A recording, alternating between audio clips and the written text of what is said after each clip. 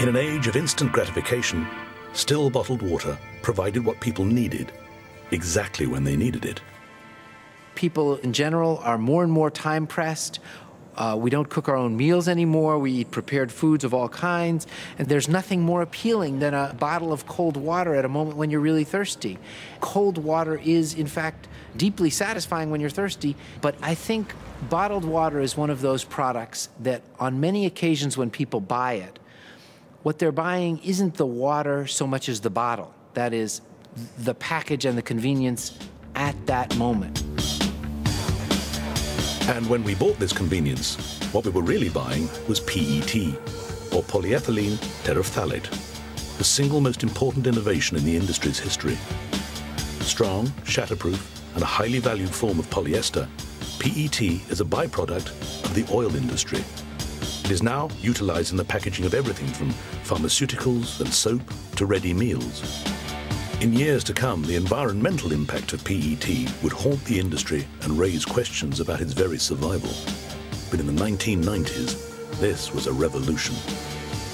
Starting with the introduction of the PET waters, the category started to explode. The bottled water industry before PET was essentially on the list of all beverage categories was number 7. With the advent of PET, bottled water jumped from the number 7 to the number 2 spot behind carbonated soft drinks. It started to grow in the 2 billion, 3 billion range every year, phenomenally high growth rates. And these growth rates were yet further enhanced by the industry's persuasive arguments that they, unlike tap water, were selling us the taste of natural purity. The argument of the industry, of course, is that they're simply satisfying a need. They're meeting a demand, that the public demands bottled water, and if the public didn't demand it, then they wouldn't make that product. And that's partly true, but demand is manufactured for things, and demand is manufactured for bottled water. Keep your body at its peak. In the late 1980s, the French brand Evian recognized the growing health and fitness trend and exploited it to the full. Evian was sold as a beautiful person's drink. The early Evian ads featured absolutely gorgeous people working out or just after working out in their skin-tight, sweaty clothes. And so it was a way of saying, if you want to be fit, if you want to be healthy, if you want to be attractive, drink Evian. And by drinking Evian, you will be those things. And more. Bottled water, following the Evian lead, became the indispensable prop of gym life, while healthy hydration became the buzzword. Pure, clean bottled water now symbolized the healthy life we were all encouraged to lead.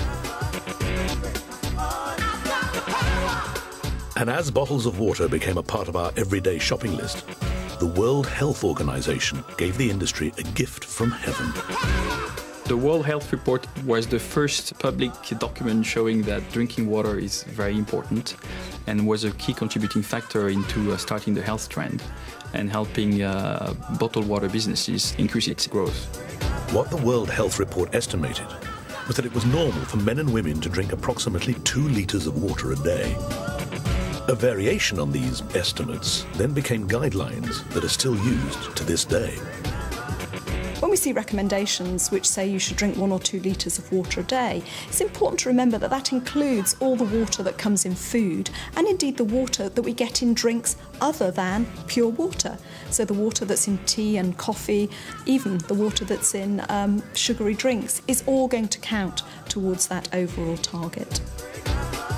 To make the guidelines more palatable, they were turned into the easy-to-remember mantra of 8 glasses a day.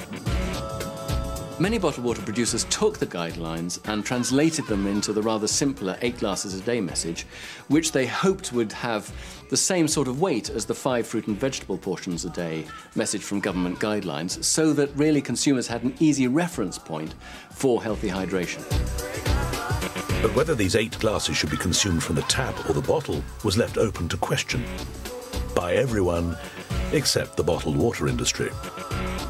The bottled water companies have capitalized on that notion that you needed 8 cups of water a day very aggressively. They've used that as a way of saying not just that you probably might need 8 glasses of water a day to be healthy.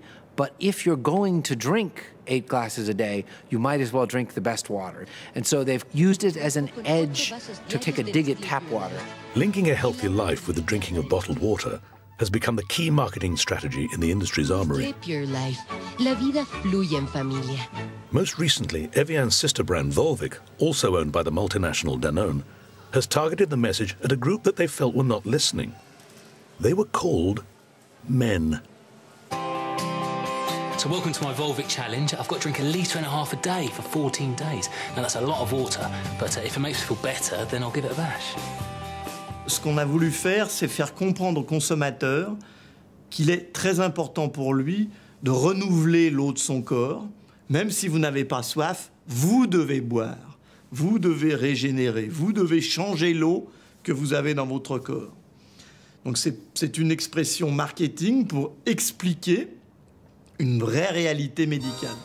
Volvic's drinking challenge worked, and in the UK alone, sales of Volvic increased by over 25% over the period of the promotion. New consumers flocked to the brand, and some of them were men. The link between bottled water and the health and wellness movement was a marriage made in heaven. Every time it rains, pennies from heaven. Between 1990 and the turn of the century, global sales doubled from 50 billion to over 100 billion litres a year. Bottled water is the most revealing substance for showing us how the global capitalist market works today.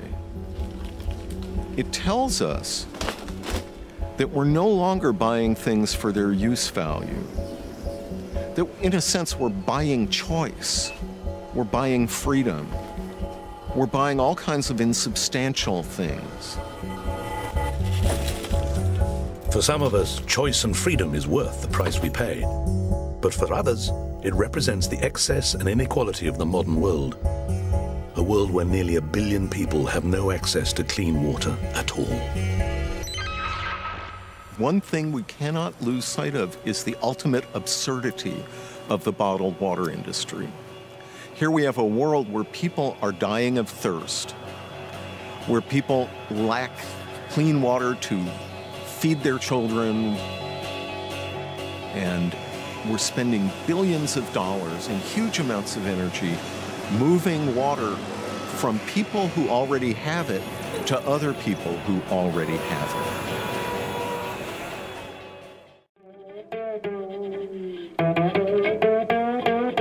But as our consumer attitudes changed, the criticism of the industry only intensified. At the heart of the matter was what bottled water was actually made of: oil and water, the world's 2 most precious resources in one neat package.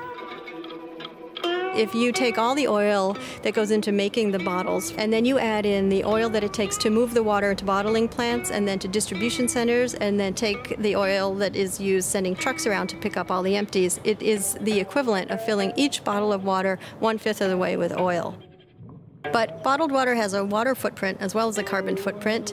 On average, it takes 3 liters of water to make every 1 liter of water that goes on a shelf. And that other water goes into making the bottles, into cooling the machinery at the plant, and into washing the bottling plant. In the last few years, we're beginning to see a backlash against bottled water, a real perception that bottled water may not be necessary, that it may have environmental liabilities that we want to deal with.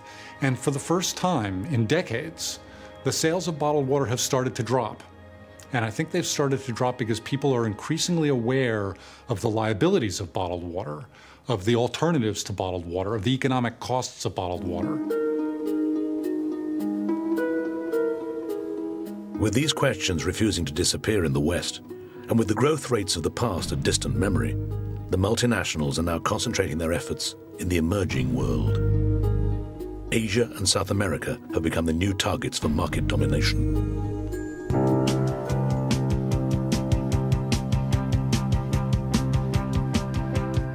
History is repeating itself in the world's emerging markets. Here, the global multinationals are utilizing some of the same strategies and techniques that have worked so successfully in the West. This is a market that is continuing to grow beyond all expectations. As Mark Twain said, the news of my demise has been greatly exaggerated. I think that's an appropriate way of looking at what's happening with water. The need for water won't go away. The need for purity won't go away. The need for convenience won't go away. This product is just perfect. So remember, have a drink. By branding and marketing water, it has been transformed from a resource that many of us took for granted into a product that now makes billions for global multinational companies. But like all products, its success is driven by our demand.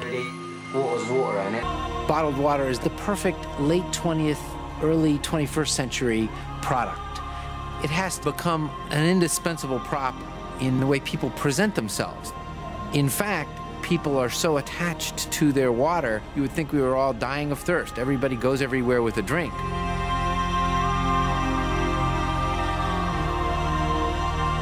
Years ago, priests, shaman, magicians blessed water, manipulated water, and gave it power. Today, it's corporations, government, celebrities, brands. But still, in the middle, you have a thirsty person trying to make a choice about what to drink.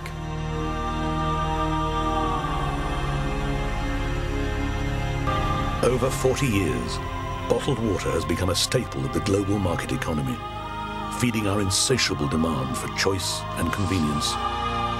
From its yuppie beginnings with Perrier, it has capitalized on the health and wellness movement before emerging as the lifestyle accessory of our age. A market has been created for a product that we never even knew we needed.